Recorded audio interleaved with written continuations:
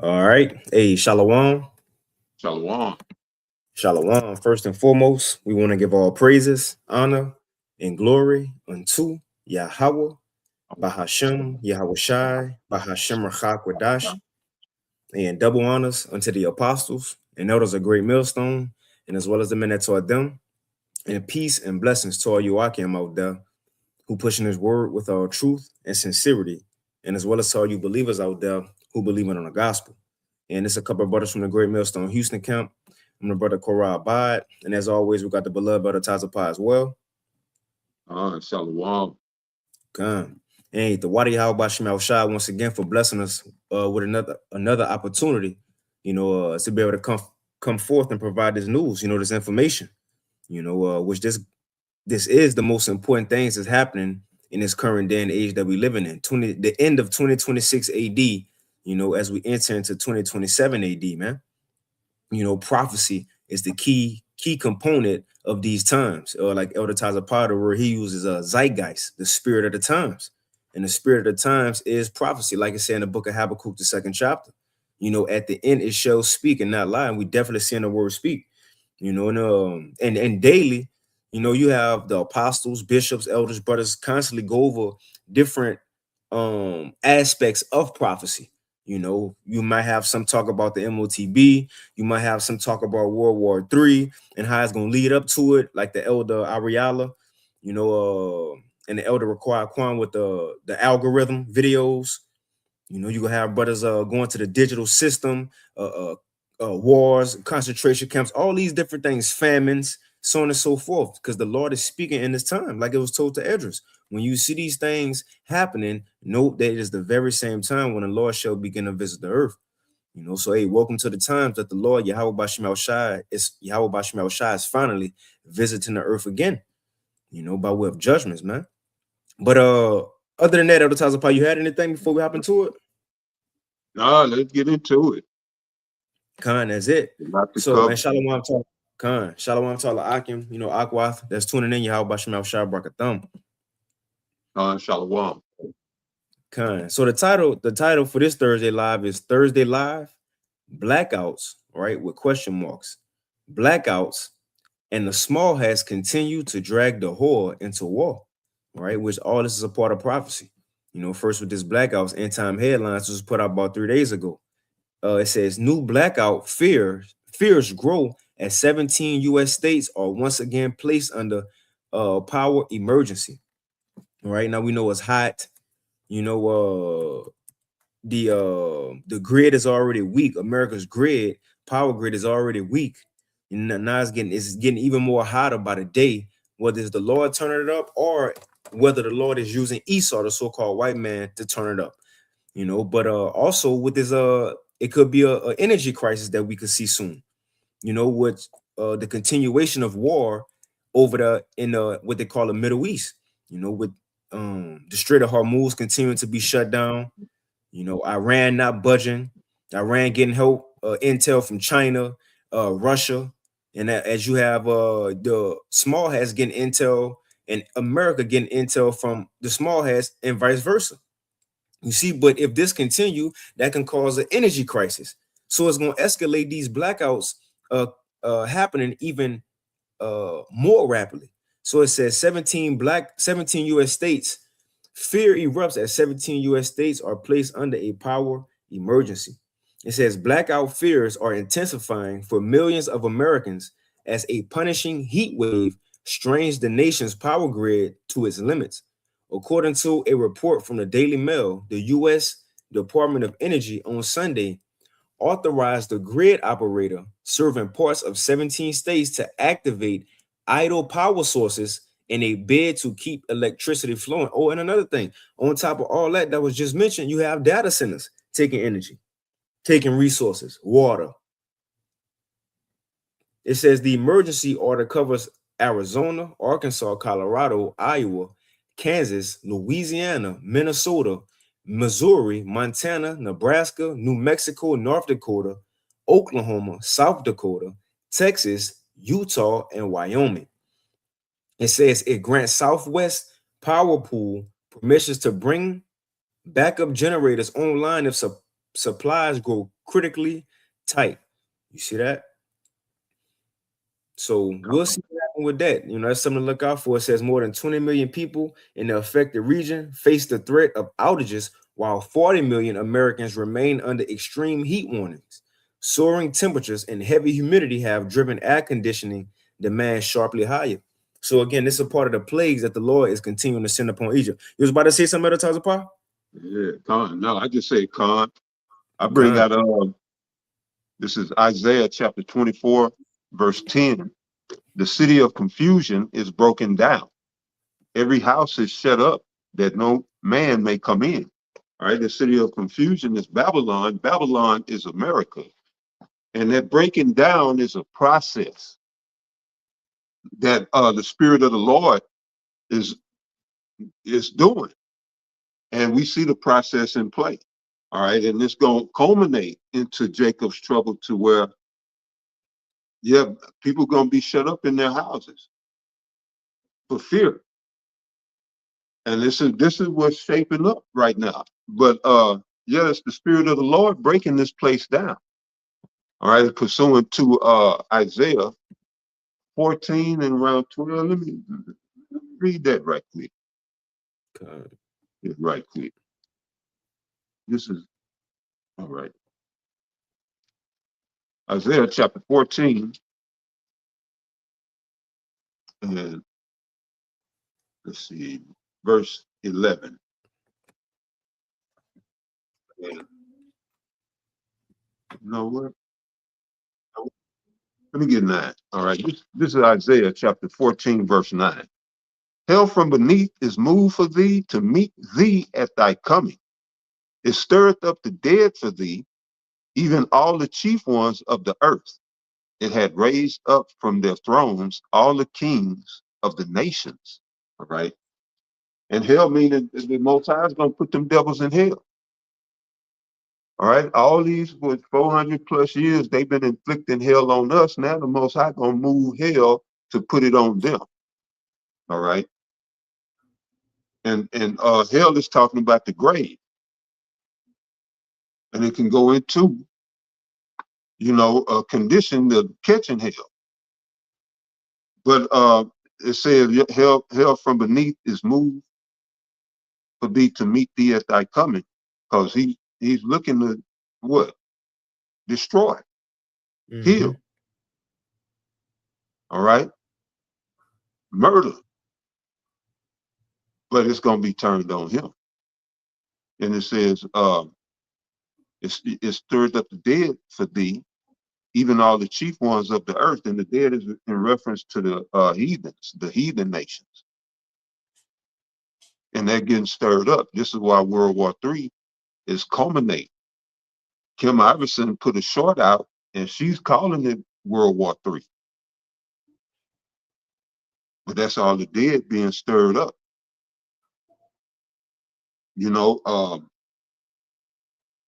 Ukraine just bombed some Iranian ships in the Strait of Hormuz. So, yeah, this is it's shaping up into a third war. Why would Ukraine bomb Iranian vessels in the Strait of Hormuz? And they can't even deal with Russia. All right, but logically, it really don't make sense. But as you was going into it, in the spirit of prophecy, it makes all the sense in the world. You see, because the prophecy is that they go into the valley of Yahweh Shaphat. And so that's going to get Russia and Ukraine over there now. They done already struck a blow. Ukraine done already struck a blow, and Russia is going to come to Iran's aid. So, yeah, this is the third woe. She was right.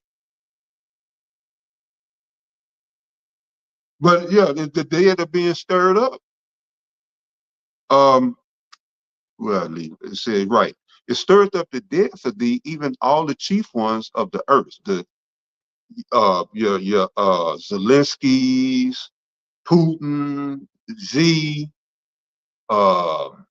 what's my man over there? Kim Jong-un, all them cats, the chief ones. That's them, just to name a few. It says, of the earth, it had raised up from their thrones all the kings of the nations, all right, to go to battle. But it says, all they shall speak and say unto thee, art thou also become weak as we? And they're speaking to the devil. Esau, Edom. This is what they saying. Who pointed this out?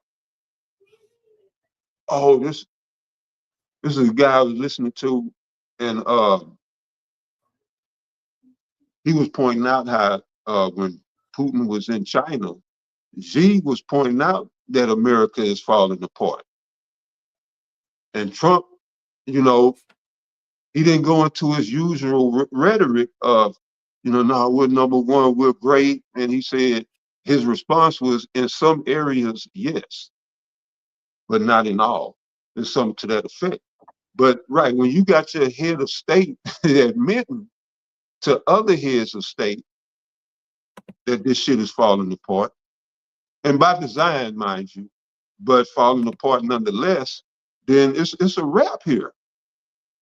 But that's the spirit of the Lord at work in the world. So it says again, this is Isaiah 14:10, all they shall speak and say unto thee, art thou also become weak as we? Art thou become like unto us? Thy pomp is brought down to the grave. It's hell.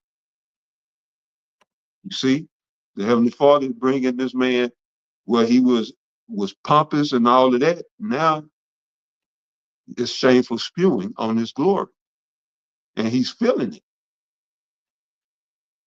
It says, yet thy pomp is brought down to the grave, and the noise of thy bowels. The worm is spread under thee, and the worms cover thee.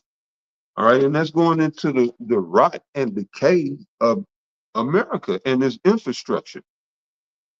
Well, you got infrastructure, you got morals, you got human dignity and respect. Everything is decayed or decaying here in this, in Esau's kingdom.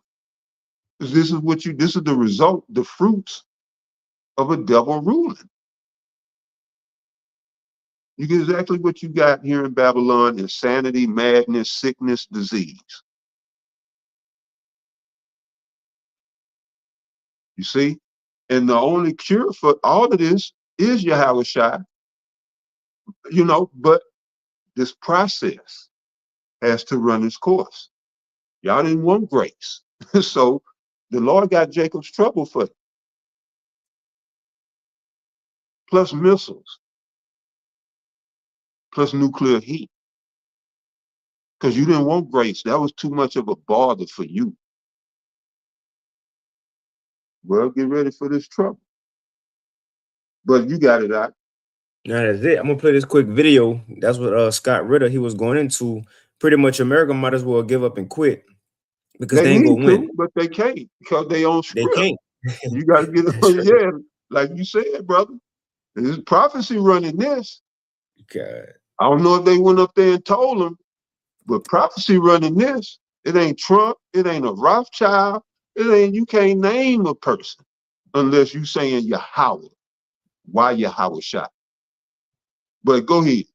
Kind of got it real quick. In Proverbs 21:1, it says the kings are, the rulers of the world, presidents, so on and so forth. It says the king's heart is in the hand of the Lord.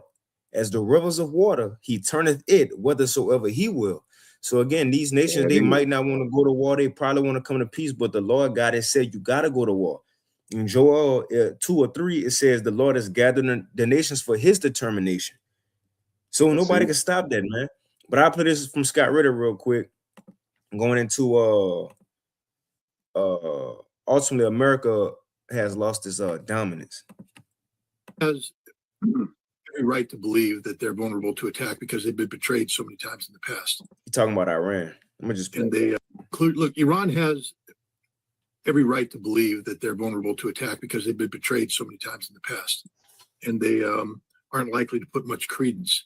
But if I were able to talk to this individual, and he was willing to talk to me, I would ask the following questions. In 37 days, how many targets did American and Israeli bombs strike in Iran? He'll give me a number. 25,000. Okay.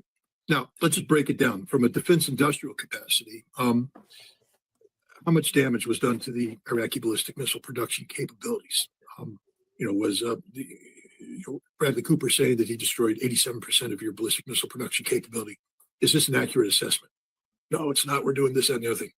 So what you're saying is that the bombing campaign did not succeed in retarding Iran's capabilities. That's what I'm saying. Okay. And then we can just go on and on and on. What real damage has been done? What percentage of the buildings struck by the United States were empty buildings or politically motivated buildings that had no impact?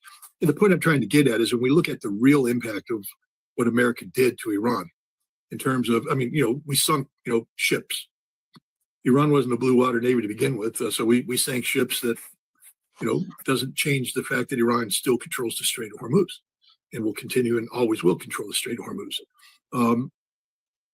So the point I would make to him is that in 37 days, we didn't do anything to you. We killed some people, a lot of people. We killed some important people, but we didn't change your regime. We didn't interrupt your ballistic missile production capability. We didn't have any meaningful impact on your nuclear program.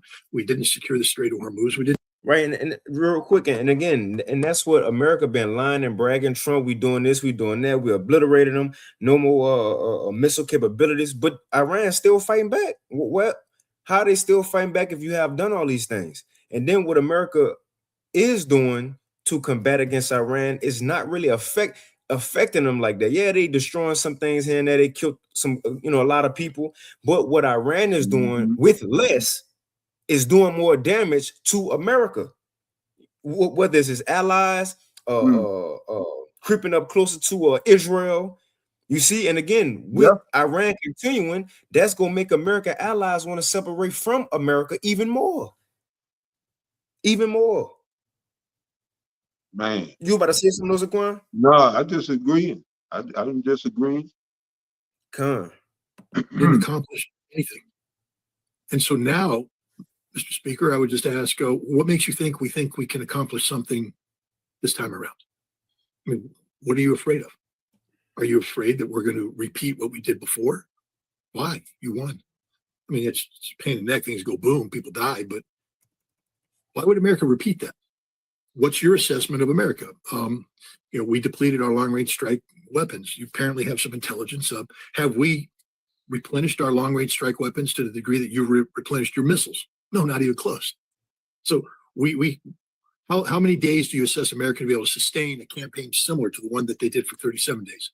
Less than a week, right? Yeah. What about their ability to intercept your missiles? When does that run out? 3 to 4 days, right? And how long can you cycle through? I just read something where people are claiming that you can salvo hundreds of missiles a day, every hour, 24 hours a day, 7 days a week for a sustained period of time, striking all the targets. Is this an accurate statement, or are you just playing a Donald Trump here and saying things that aren't real? Oh, it's an accurate statement. So again, I ask, why do you think they would go to war with you? You've publicly stated that if you're attacked, especially your energy infrastructure, that you're going to immediately, in this 24/7 campaign, target the energy production facilities of the Gulf Arab nations, including desalination plants, that the United Arab Emirates will return to the Bedouin, I think somebody said.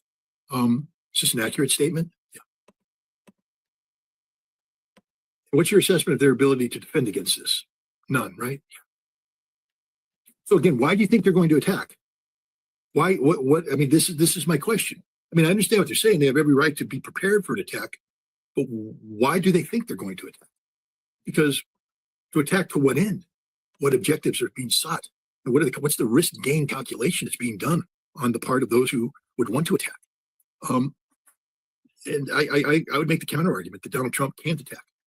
Yeah, look. Because the Gulf Arab states won't let him attack.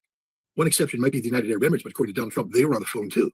Because maybe the light bulb's gone off over their pro-Israeli head that the Israelis can't protect it from the Iranians and that Iran will terminate their existence as a modern nation state. These calls didn't happen an hour before Donald Trump was going to get. Donald Trump was never going to give that order. Never going to give that order. And anybody knows anything about modern air war and the sequencing of events that have to go in place to carry out an air campaign, this isn't something you stop 1 hour before bombs go down. This is something that gets stopped early on in the implementation cycle. The decision not to bomb Iran was made days ago, not an hour before the attack. And so you have to ask yourself, why did Donald Trump do this? Because he's manipulating the markets. I mean, literally, he's in there. He called the American economy a casino, and he's out there playing the game. And so are people around him. His truth social media postings are designed to generate market impact that positively favors those who made the appropriate betting, knowing this social media post was coming out, when it was coming out, and what it was going to say. So my counter is that everything that's going on has nothing to do with positioning the United States or Israel to gain some sort of political or military advantage over Iran by continuing the conflict. It's all a giant act of theater. It's a charade designed to ostensibly put pressure on Iran, but I don't think Iran's feeling any pressure. And the secondary benefit is to have Trump incorporated rake in the money from manipulating markets. Yeah, the assessment of the battlefield, I think you're right about the reasons that you've just mentioned. But the problem is that we don't have a lot. They lied about what would happen if they killed Ali Khamenei. They lied about everything. Donald Trump today. We're about to move on because I played this video, but I think it's maybe this one that said exactly what you had said. America become weak. But It was all a lie. And he also, Donald Trump knows when he approved this war plan, was it briefed to him as, Mr. President, we're going in light. All right, Con. Yeah, we can move on.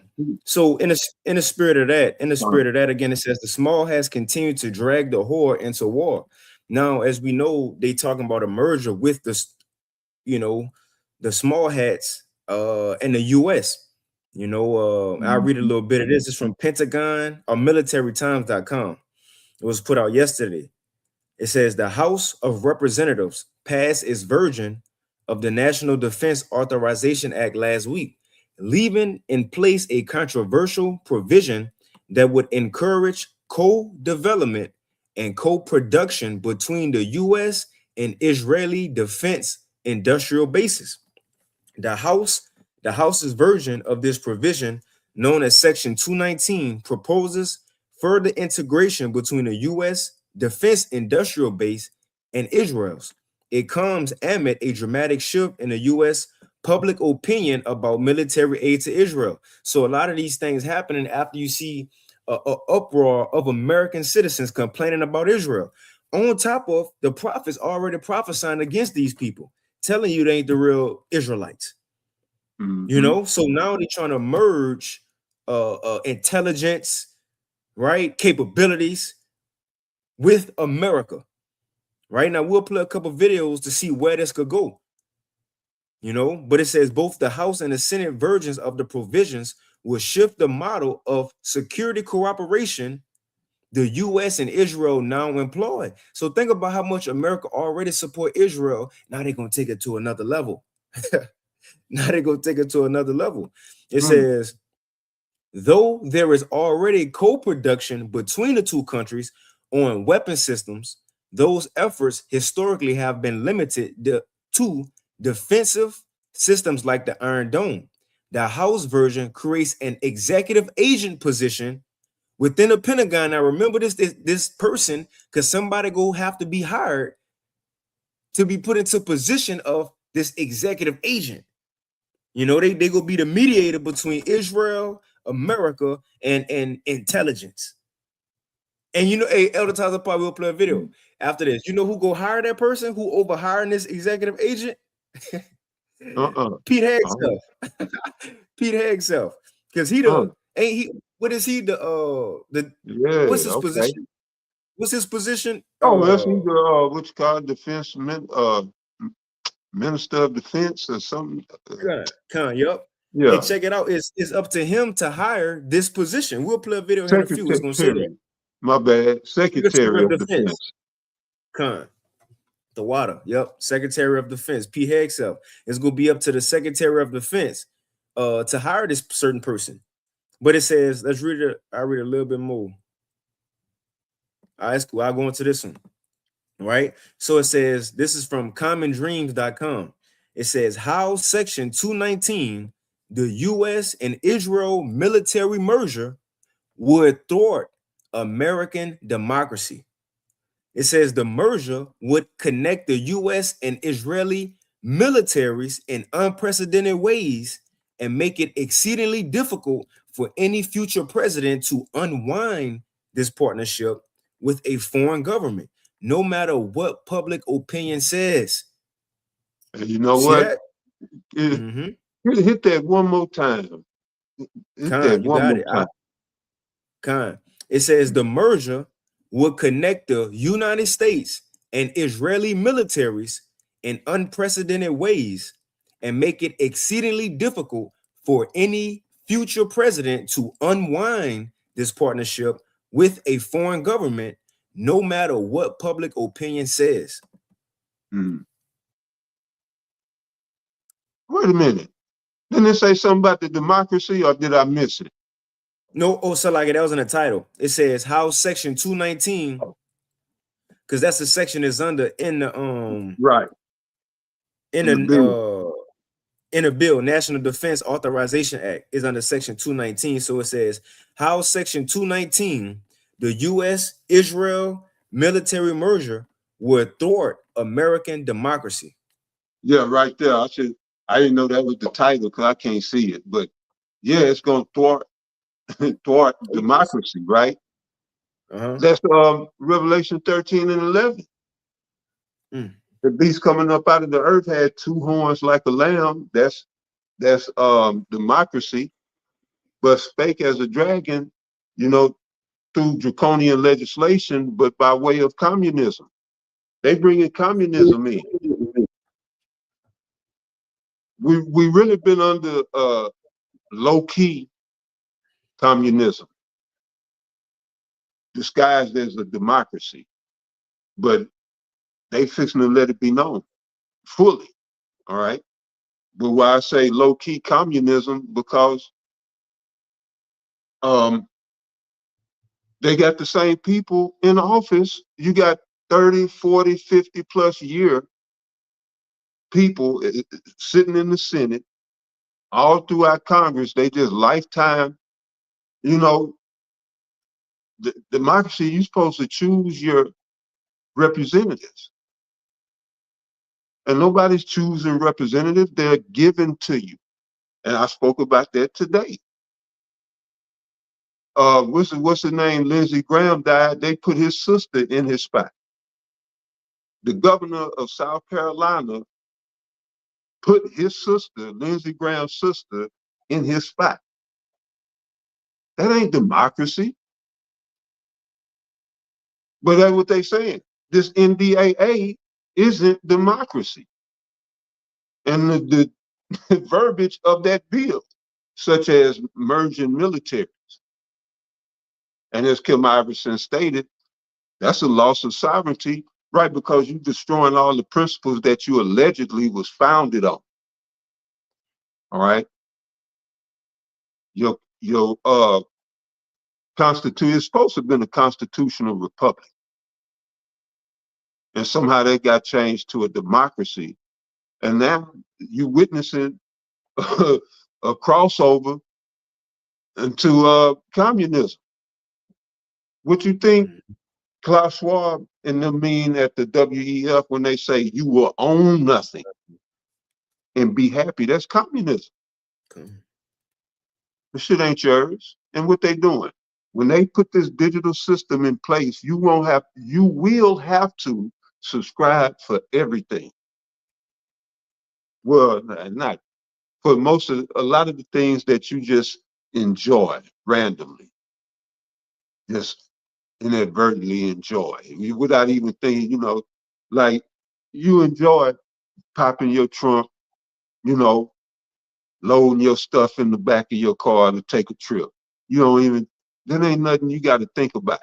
Now you're going to have to think about it because we were subject to payments before, but you really getting ready to be subject to payments in this digital system. And that's thwarting democracy. And that's all they doing. All right. And they don't want to tell the people because, you know, what's the name? Scott Ritter, just one of the things he said, you know, about the Iranian situation. What are the objectives? You know, and I don't even remember the original objective. Now the objective is to open the strait, but the strait is closed because you was fucking with Iran. So what was the original objective in fucking with Iran? You know, there's been so much lies and confusion. I didn't forgot, or maybe I never even knew. But I know right now they're supposed to be opening the strait, which is a situation that the U.S. created. You know, but the point is, this is communism. You don't have no say. In the constitutional republic, you're supposed to have some say. And in a democracy, you're supposed to have a vote. They're getting ready to take away all that. Remember, we had did that. We spoke on it maybe last year when Trump said, maybe I'll put that in the sit down, but Trump said at the beginning of this term of this administration, he said, you will never have to vote again. We done fixed it. We done fixed it where you'll never have to vote again, right? Because they're going to bring you into communism, and in communism, they speak as dragons.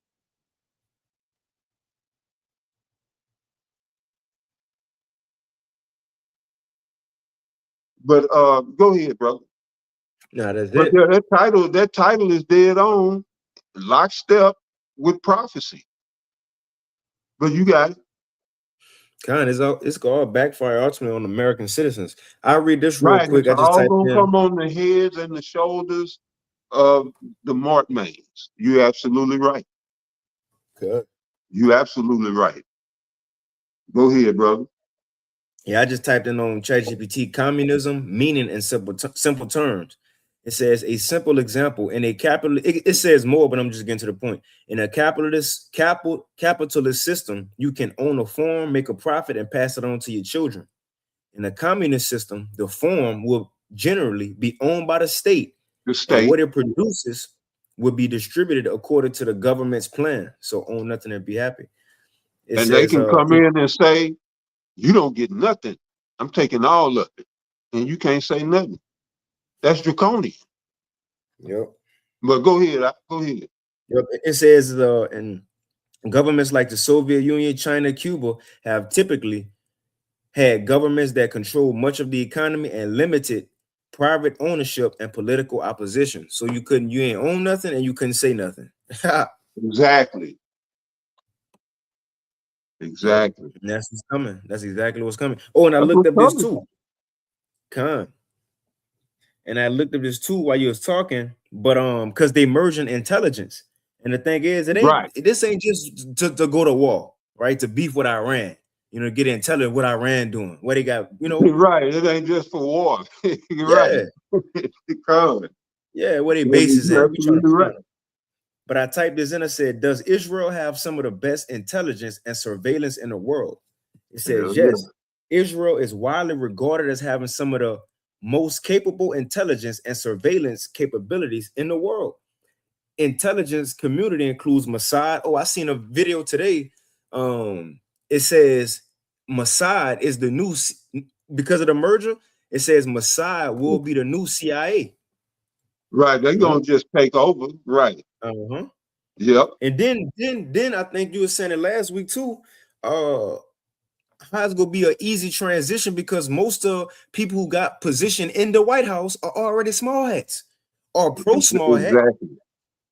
Yep. Either or pro small hat or you a small hat. So all these things gonna be passed easily. And again, remember, we're gonna play a video here in a few. It's gonna be a person you remember they all go and make that trip. They got to go kiss the wall and stuff. They get briefed. They get briefed on what, this is what we need you to do, this, that, and all of that good stuff. And then they break off their bread. They say, look at your account. They say, oh, thank you. And then they come back and implement the plan.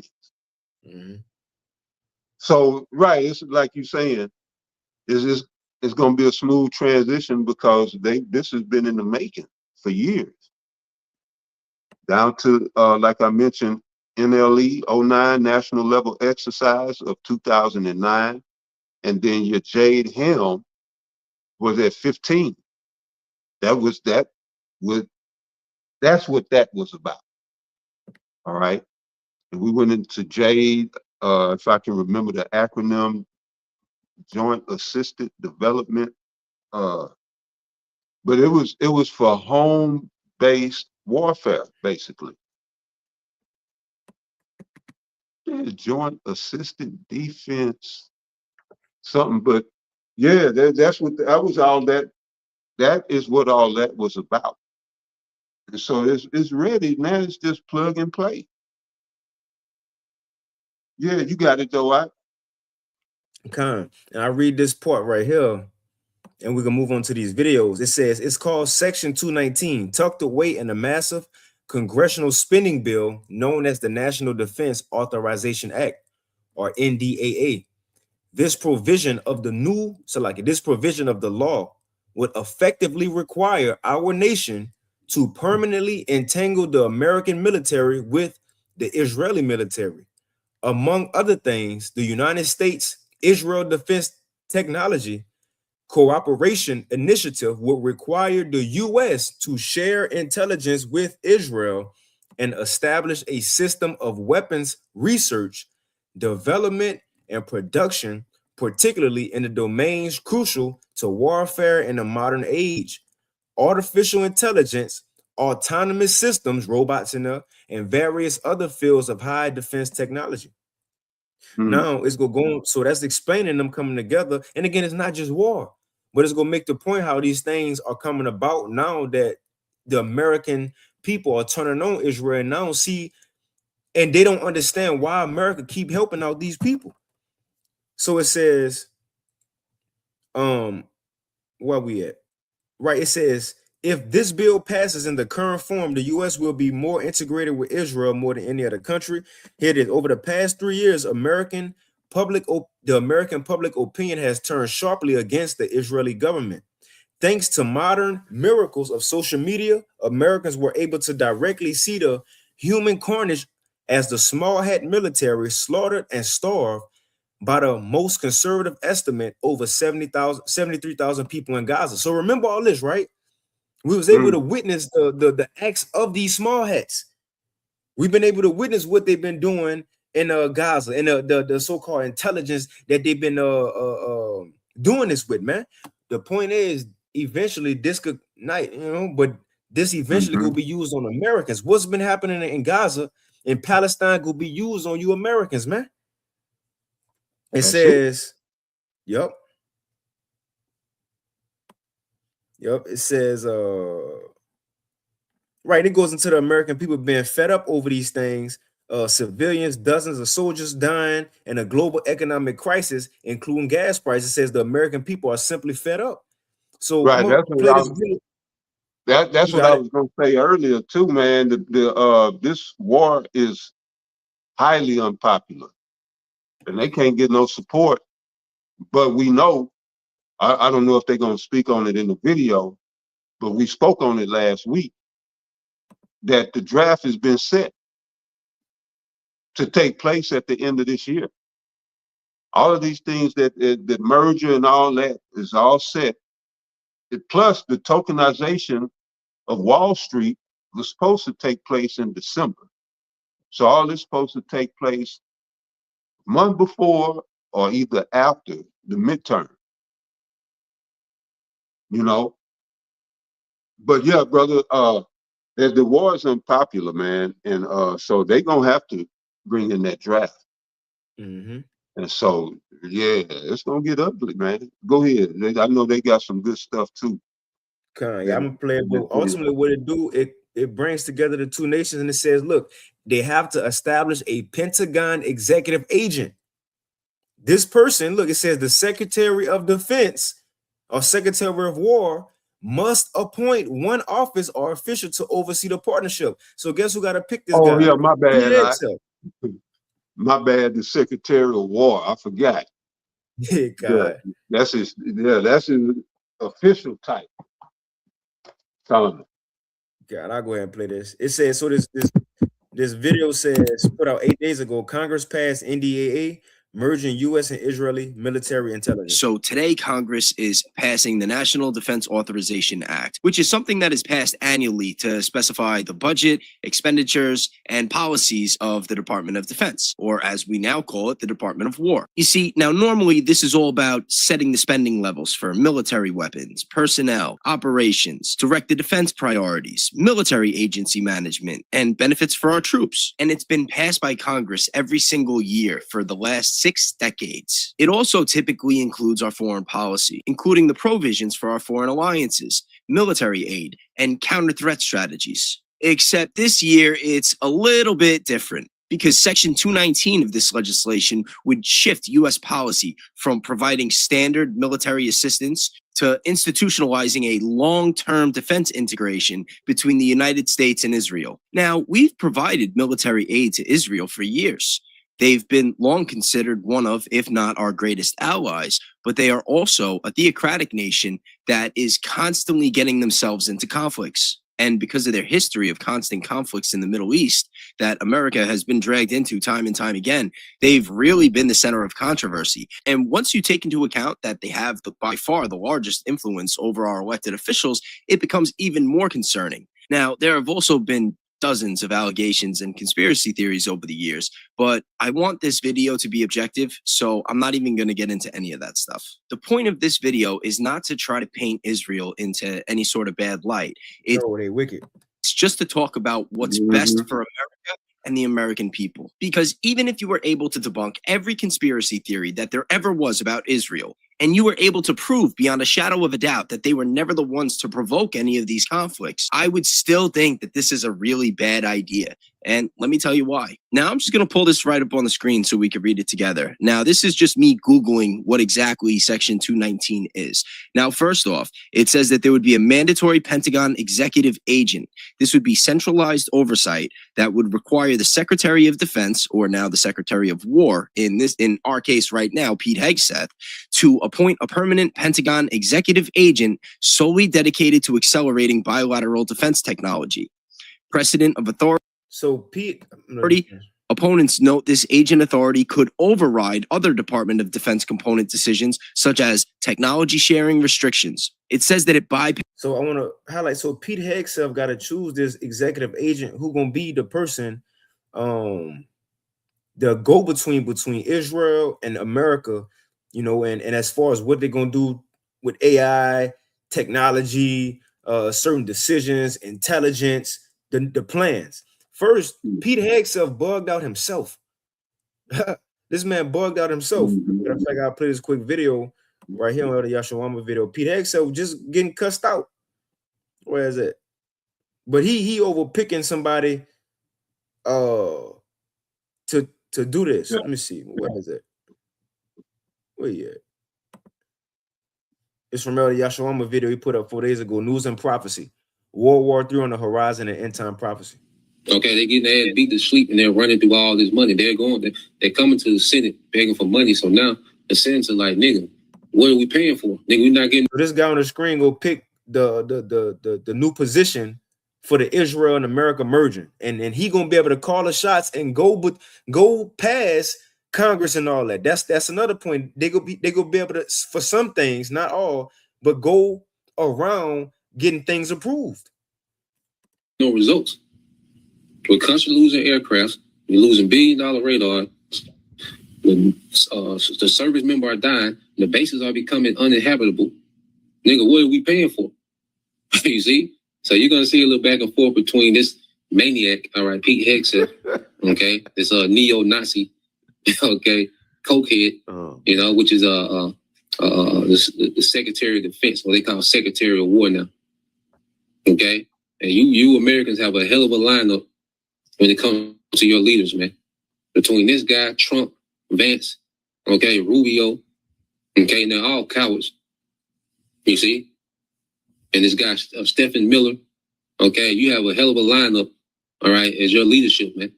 Okay, so let's play this some more, man. Let's play a little bit. Let's take it back. I think it's irresponsible. I think it smears the sacrifice of the troops that are out there making on behalf of the American people to ensure that Iran never gets a nuclear weapon. Shame on you and others who call this a quagmire and a failure, and then you want to turn around and say you support the warfighter. Either you do or you don't. Is the nuclear material still there? I can get you a ticket out to CENTCOM and talk to what those Americans are doing, how committed they are to this effort, and how they want to ensure that Iran never threatens their families with a nuclear weapon. They're requesting 88 more billion, while the American people's lives are just getting worse and worse. Just give us another 88 billion, you know. 88 billion, my nigga? God damn. It costs billions to just blow people in half. MF Doom said that. That's the kind of intensity that our warfighters have about making sure that Iran isn't capable of doing Secretary that. Hegseth, if you listen to my comments, you would have heard me say how amazing our warfighters are. I heard failure. The word heard. I heard exactly I will what tell you you said. how I use the I heard word exactly failure, what you because said. I use the word failure to their leaders. You, sir, are the failure, not the men and women who are on that front line, not the men and women who hold up their honor with distinction. But if there's a lack of a winning strategy, they're in harm's way. Their leaders have failed them. And that's what's happening. We have political leadership. You don't have a strategy. You don't have a long-term plan to actually win this war. Win the war. The men and women are going to be able to do it, but they need leadership. When will you show leadership? You said something? Yeah, that's the same thing like Scott Ritter was saying. What's the objective? And there's no strategy. And then he absolutely right. But go ahead, go ahead.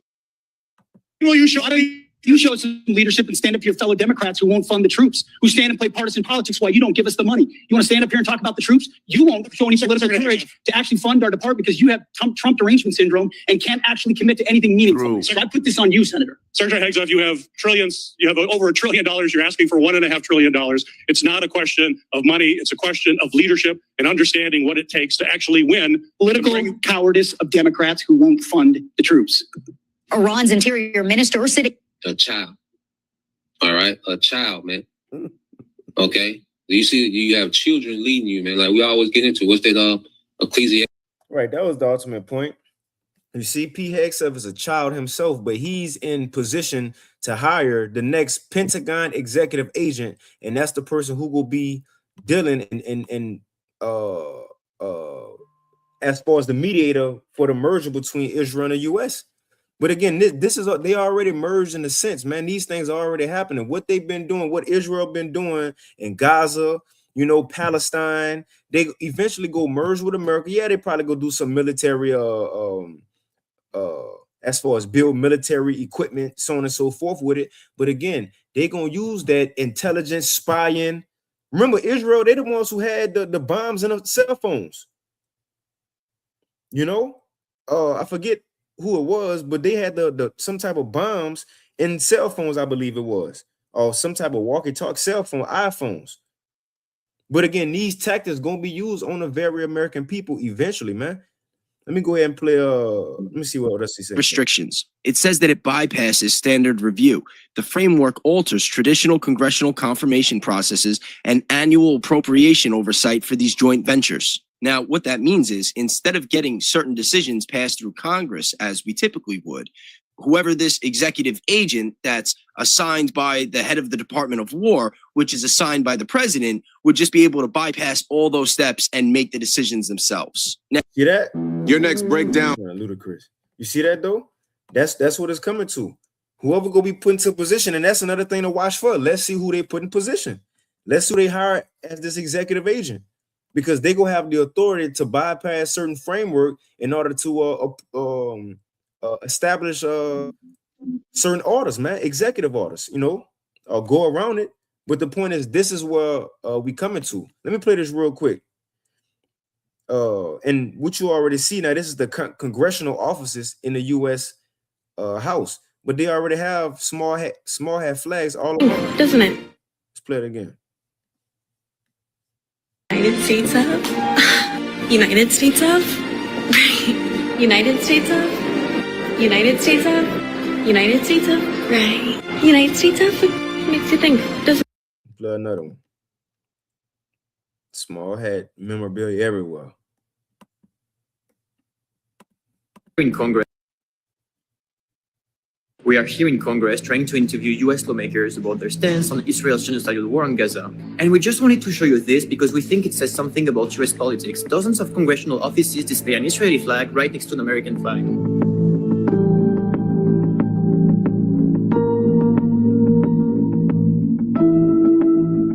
To be precise, we've only seen one Palestinian flag in the building, outside the office of Congresswoman Rashida Tlaib, who is Palestinian-American. That said, the tide might be shifting after months of public pressure. In recent weeks, some Republicans like Thomas Matthey and Marjorie Taylor Greene have openly criticized AIPAC's influence in Congress. For the very first time, several AIPAC-backed Democrats have voiced support for suspending weapons to Israel.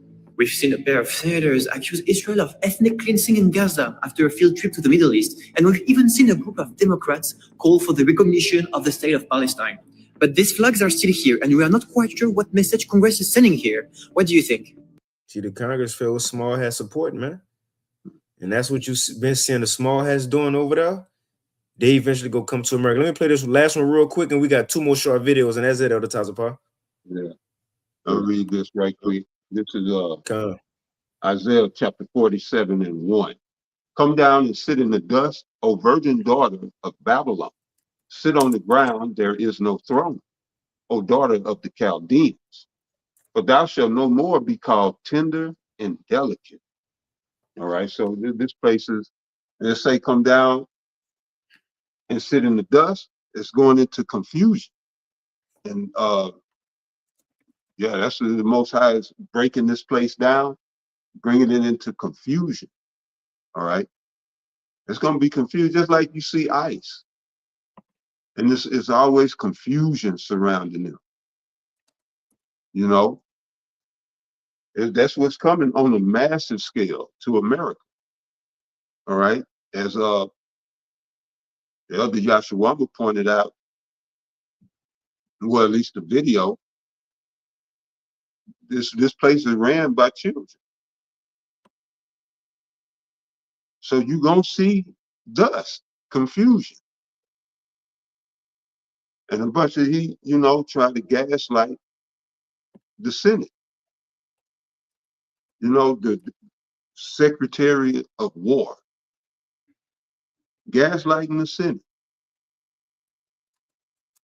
You know, about some theft. You know, well, some money that they want that probably never even get to a majority of that money. Probably won't even never get to the military. You know, everybody's on the take.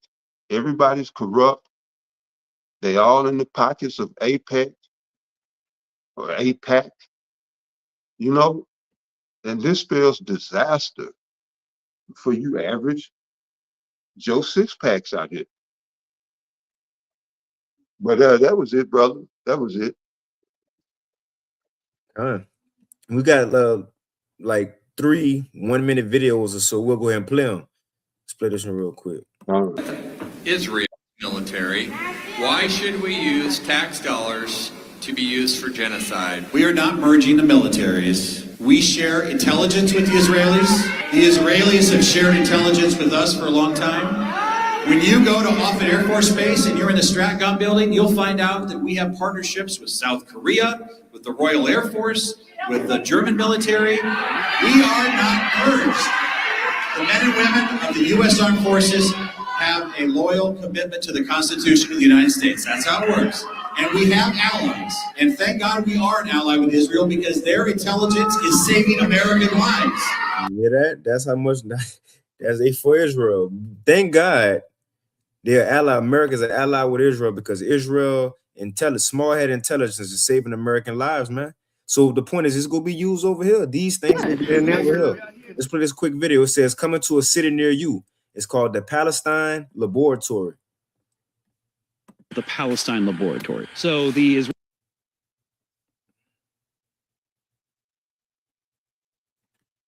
Israelis willing to do to you whatever they're willing to do to Palestinians, willing to do to you. Yeah, why are you taking my information down? Because we have a nice little database. Oh, good. And now you're considered a domestic terrorist. So we're videotaping you? there's something defense contractors call the Palestine Laboratory. So the Israeli occupation government tests out all this high-tech spyware, espionage equipment, AI, smart drones, facial recognition, smart shooter systems, very cyberpunk and very dystopian. The big marketing thing is it's tested in Gaza. It's tested in the West Bank. Yes, they say it like that. It's called the Palestine Laboratory. The journalist Anthony Lowenstein wrote a book on it because they actually call it the Palestine Laboratory. And the Palestine Laboratory is now at a local police department near you. So everything that we do to enforce occupation and apartheid in our colonial outpost of Israel is now used on you. So colonialism colonizes you as well. Because people don't understand that. People just see these wars in Iran.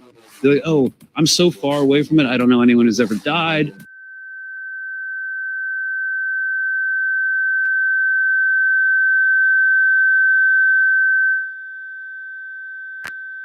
Why would I care? Well, it's solidifying and further entrenching the national security state. Whatever they're willing to do to Palestinians, they're willing to do to you. That's it, man. What they're willing to do to Palestinians, they're willing to do to you. And there's a reason they merging. It's not just to jump Iran. Let's jump them. The place last little quick video, the brother Ariel Kayal. Foreign soldiers are about to invade this place, and that's prophecy. Thinking they already got Israel flags all in the house and everything, man. So these people ain't gonna have a green light to have troops and soldiers over here eventually, and use their intelligence to track and trace again the flock cameras. They got all this already set, and now they merging Israel intelligence with it. Come on.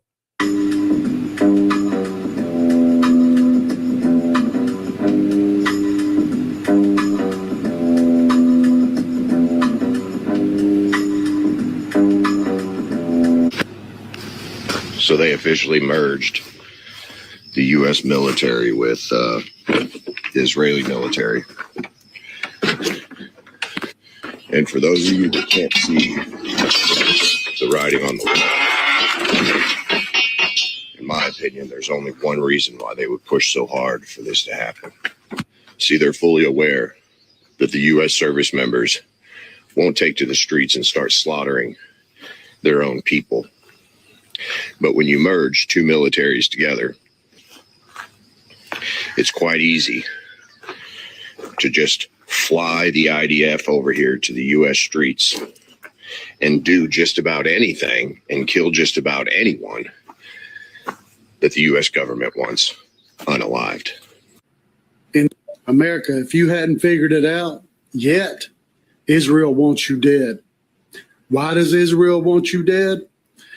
They want the vast majority of people of color in the United States gone and dead. That's what Israel wants. Israel wants to rid America of people of color.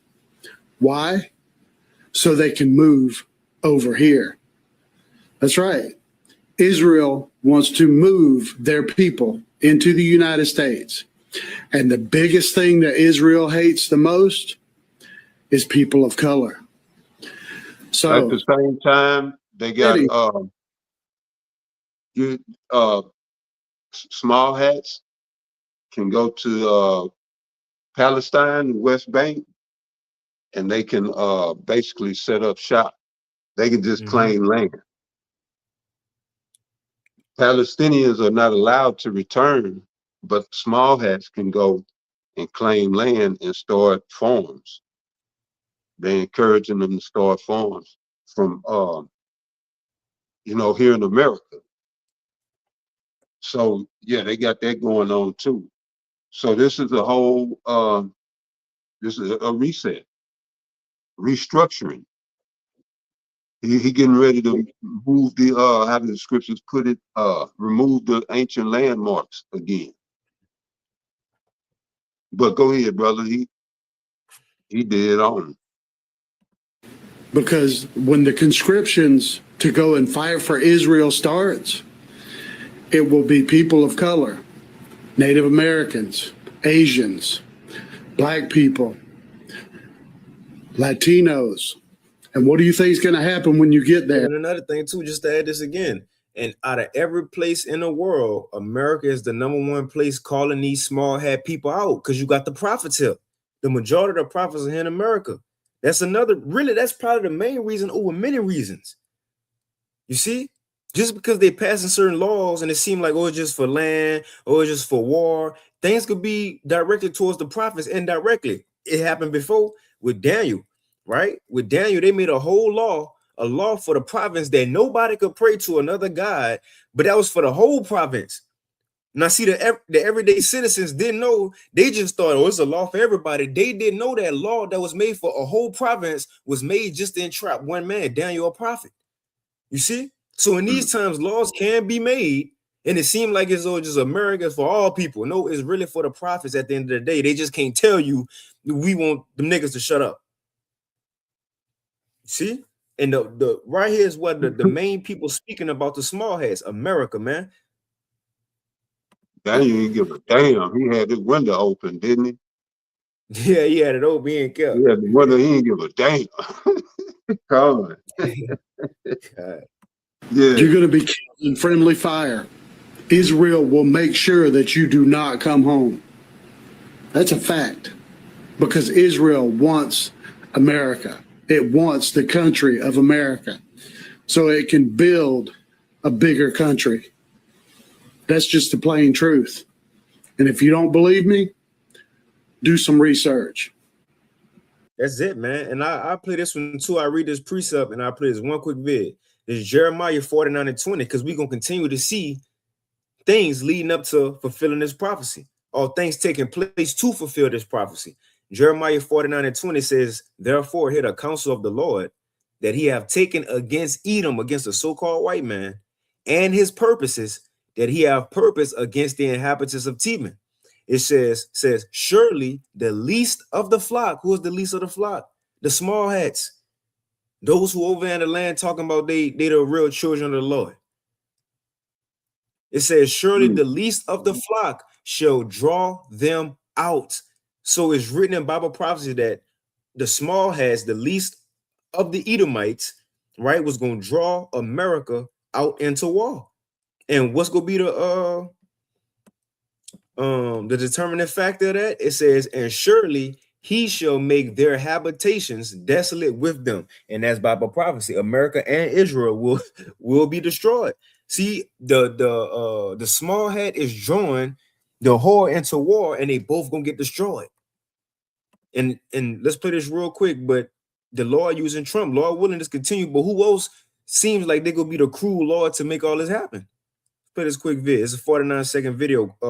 Colonel Douglas McGregor. The first thing the globalists and the leftists do when they want to silence you is go after your merchant. He gonna say, "I Trump in the power to attack Iran." That's where they put him now. He that charismatic leader. If Americans haven't figured it out, they should understand right now they are not represented in Washington, and the Congress, for all its bluster, is no less on the paper. Would you say, Zaquan? No, I'm agreeing with him. My bad. God. If Americans haven't figured it out, they should understand right now they are not represented in Washington, and the Congress, for all its bluster, is no less on the payroll of Israel and the Israel lobby than is the White House. It's a disgrace. You know, Lou Dobbs, who's passed away, used to say America has the best government money can buy. Lou was right. Well, the 70% that are upset with the war obviously are not in a position to fund his term in the White House. He has to respond to the donors, the Zionist billionaires that put him there. And he was put there with a purpose in mind, and that purpose was to attack Iran. The Israelis have been after this for more than 2 decades. It's tragic that he succumbed to it, because I think it's going to consume him. Boom. You see that? He said Trump was put there, talking about as president, with a purpose. It says, matter of fact, I got to start here. It says Trump has to respond to the donors. Who's the donors? The small head millionaires, the elites that put him there. It says Trump was put there with a purpose in mind, and that purpose was to attack Iran. And this goes back years because what's old dude who told Aaron Russo, the Rothschild, Nick Rockefeller. Yeah, Nick Rockefeller. He told Aaron Russo, he was like, yeah, it's gonna be this event, you know, we're gonna blame it on terrorism. He was talking about 9/11. And then he said, after that, it's 2 more places we want to go. And one, I think he said Venezuela That happened. And Iran, that's happening. Come on, man. He was told already. Wesley Clark, he mentioned the 7 countries in the Middle East that, you know, for no reason they was going to invade, and they invaded all except Iran, which they're working on right now, you know, just to go with that. So, right, they've been hell bent on that. And, boy, shit, you got it. Now, that's it. They've been wanting to go inside Iran because in their mind, that fulfilled more territory for them and kind of established them in, you know, what they would call the Middle East. Them and Israel linking up, you know, and becoming something. That's in their mind. But it says Trump was put there with a purpose, and that purpose was to attack Iran. So this man was chosen to be the dummy, right? Because Americans believe in him to be the dummy to bring this place to its end. It says the small have been after this for more than 2 decades. It's tragic that Trump succumbed to it because I think it's going to consume him. That's it. He Nero. You see? Yeah, it's gonna fuck him up. Oh, by the way, for those who may not know, Wesley Clark was the UN's the general of the UN, and Alawak got accolades from Wesley Clark. I didn't know that till this weekend. So yeah, that was a trip. But he actually met Wesley Clark. And that's the man that said, yeah, they're going to invade 7 countries after the towers fell. He came out and said that, and that's been 20 years plus now, 2 decades, as he was saying. Yep. I might well read this. I got to read this. You could take us out too. That was pretty much it. All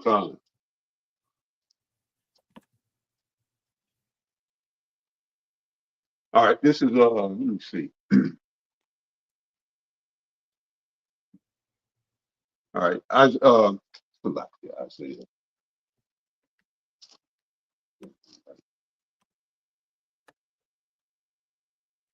Here we go. All right, this is Jeremiah chapter 30, verse 7.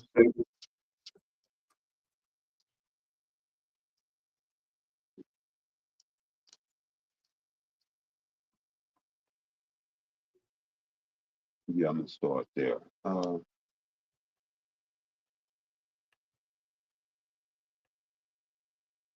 me start at 5.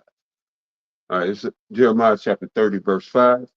But thus said the Lord, we have heard a voice of trembling, of fear, and not of peace.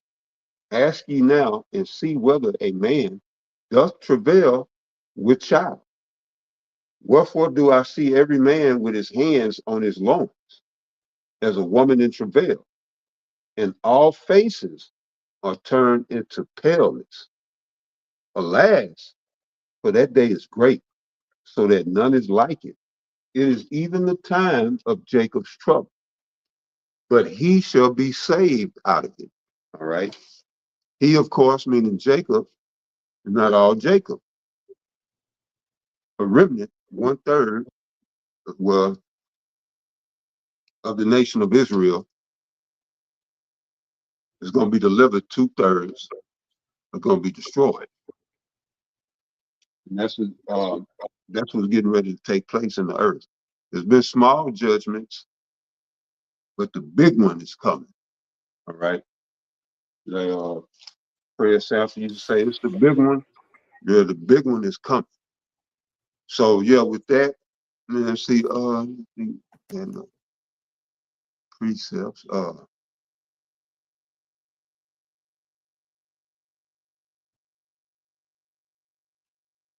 Malat, he put Sirach 10, 16, and 17 in the GNTD. It says, the Lord has overthrown empires and completely devastated their lands. He destroyed some so completely that they are not even remembered anymore. It says, oh yeah, okay, that's it. Yeah, that's it. So, and that's what's coming to America. All right. So that's beautiful, right on time. And with that, we're going to give all praises, honor, and glory again unto Yahweh, Bahasham, Yahweh, Yahushai, Bahashim, Bahasham, Yahushai, Bahashim, Mashiach. Fakadash. Double honors to the elders, apostles, and bishops of Great Millstone, as well as the men that taught them, and peace and blessings unto the 144,000 and all the rest of the elect. To the next one, y'all stay up. Much love and shalom. Shalom. The water for tuning in.